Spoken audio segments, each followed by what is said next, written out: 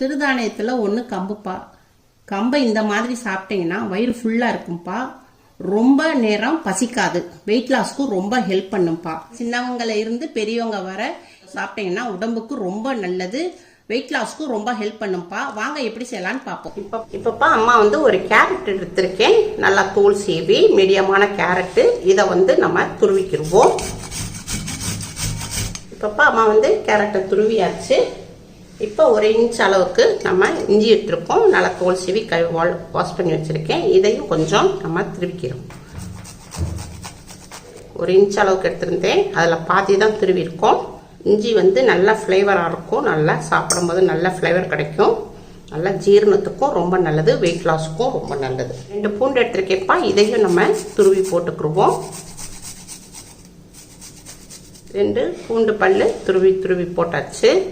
ஒரு பச்சை மிளகாய் எடுத்திருக்கேன். இதையும் நம்ம பொடிசா நறுக்கி போட்டுக்குருவோம். மீடியமான ஒரு வெங்காயம் எடுத்திருக்கேன். அது நல்லா பொடிசா நறுக்கியிருக்கேன். இதில் பாதி போட்டுக்குருவோம். முட்டைக்கோஸ் எடுத்திருக்கேன்ப்பா, ஒரு 100 கிராமு. இப்போ இதையும் நம்ம துருவி இருக்கேன். நல்லா மெல்லிஸாக கட் பண்ணியிருக்கேன். இதையும் இதில் போட்டுக்குருவோம். மல்லி இலை எடுத்திருக்கேன்.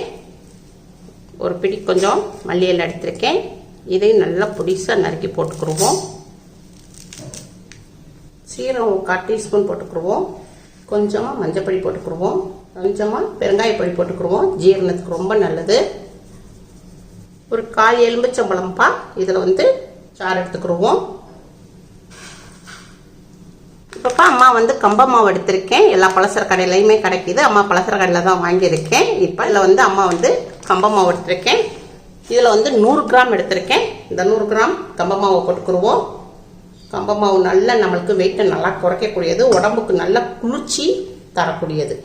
ஒரு 25 கிராம் நம்ம கடலை மாவு எடுத்துக்குருவோம். தேவையான அளவுக்கு உப்பு போட்டுக்குருவோம். இப்போ எல்லாத்தையும் இதை நல்லா பிசைஞ்சுக்குருவோம். இப்போ அம்மா ஒரு பிட்டு தண்ணி விடலை. நல்லா அதுலேயே உங்களுக்கு கேரட்டில் முட்டைக்கோஸில் எல்லாத்துலேயும் இருந்த தண்ணியில் நம்ம பண்ணியிருக்கோம். டைட்டாக இருக்குது. இப்போ கொஞ்சமாக நம்ம தண்ணி ஊற்றிக்கிறோம். ஒரு 2 ஸ்பூன் அளவுக்கு தண்ணி லைட்டாக ஊற்றிக்கிறோம்.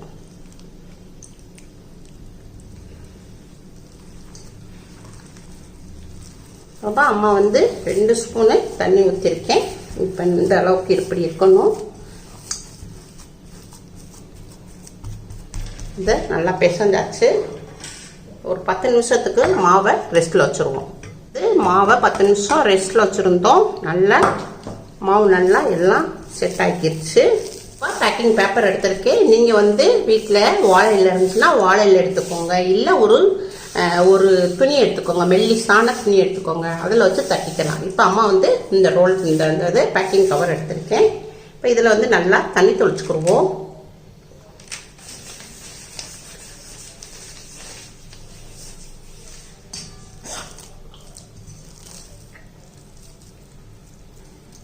நல்லா ஒரு உருண்டை உருட்டிக்கிடுவோம்.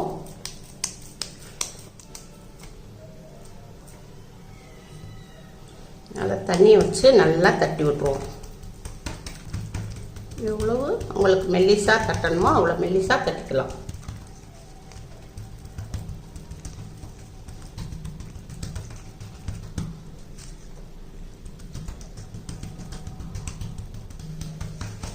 அவ்வளோதான்ப்பா, தட்டியாச்சு. நம்ம இப்போ கேஸ் பக்கம் போயிடுவோம். இப்பப்பா அம்மா கேஸ் ஆன் பண்ணியிருக்கேன். இது சப்பாத்தி தவா வச்சுருக்கேன். இப்போ நம்ம எண்ணெய் துணியை வச்சு நல்லா தடவிக்கிடுவோம். இப்போ நிறைய பேர் தோசைக்கல் இது எங்கே வாங்கினீங்கன்னு கமெண்ட்டில் கேட்டிருக்கீங்கப்பா. சென்னையில் பெருங்குடியில் ராஸ்குக்குவர் கடை இருக்குது. அங்கே தான் அம்மா வாங்கியிருக்கேன். உங்களுக்கு வேணும்னா ஃபோன் நம்பர் தரேன். நீங்கள் ஆன்லைன்லையோ இல்லை நேரில் போய் வாங்கிக்கோங்க. சப்பாத்தி கல்லில் எண்ணெய் துணியை வச்சு தடவி விட்டாச்சு. இப்போ நம்ம தட்டி வச்சுருந்த தூக்கி அப்படியே நம்ம கவுத்திடுவோம். இப்போ நம்ம அப்படியே மெல்லிசா இதை எடுத்து விட்டுருவோம்.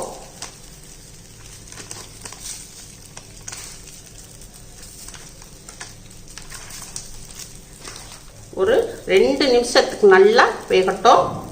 ஒரு 1/4 டீஸ்பூனு லைட்டாக எண்ணெய் விட்டுக்குருவோம். நல்லெண்ணெய் விட்டுக்குருவோம்.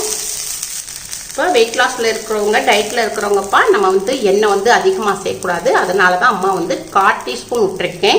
இப்போ ஒரு 2 நிமிஷம் நல்லா வேகட்டும். இப்போப்பா நல்லா உங்களுக்கு பாருங்கள் எவ்வளோ நல்லா சப்பாத்தி உங்களுக்கு நல்லா இந்த கம்பு ரொட்டி நல்லா எவ்வளோ க்ளீனாக எவ்வளோ சுற்றி வருதுன்னு பாருங்கள். இப்போ நம்ம வந்து இதை வந்து பரட்டி போட்டுருவோம். சூப்பராக நல்லா வெந்திருக்கு. பரட்டி போட்ட பக்கமும் ஒரு 2 நிமிஷத்துக்கு நல்லா வேகட்டும். இப்போப்பா நம்ம பரட்டி போட்ட பக்கம் 2 நிமிஷம் ஆயிடுச்சு, நல்லா வெந்துருச்சு. இப்போ இதை எடுத்து பிளேட்டில் எடுத்து மாற்றிக்கிடுவோம். வெந்துருச்சு. அவ்வளோதான்ப்பா, வெயிட் லாஸ் கம்பு ரொட்டி ரெடி ஆயிருச்சு. இதை வந்து பிரேக்ஃபாஸ்ட்டுக்கும் வச்சுக்கலாம், டின்னருக்கும் எடுத்துக்கலாம். நம்ம வந்து இதை வந்துப்பா அளவோடு தான் சாப்பிடணும். அளவுக்கு மீறினா அமிர்தம் நெஞ்சன் பழமொழி இருக்கு. அதனால நீங்கள் அளவோடு தான் சாப்பிட்டா தான் உங்களுக்கு நல்ல வெயிட் குறையும், நல்ல உங்களுக்கு ஒரு ரிசல்ட் கிடைக்கும்.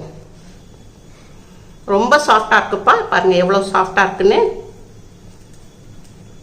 எவ்வளோ அழகாக பாருங்க. நம்ம கேரட்டு முட்டைக்கோஸ் போட்டோம் இல்லையா, அந்த இது எல்லாம் சாஃப்டாக இருக்கு.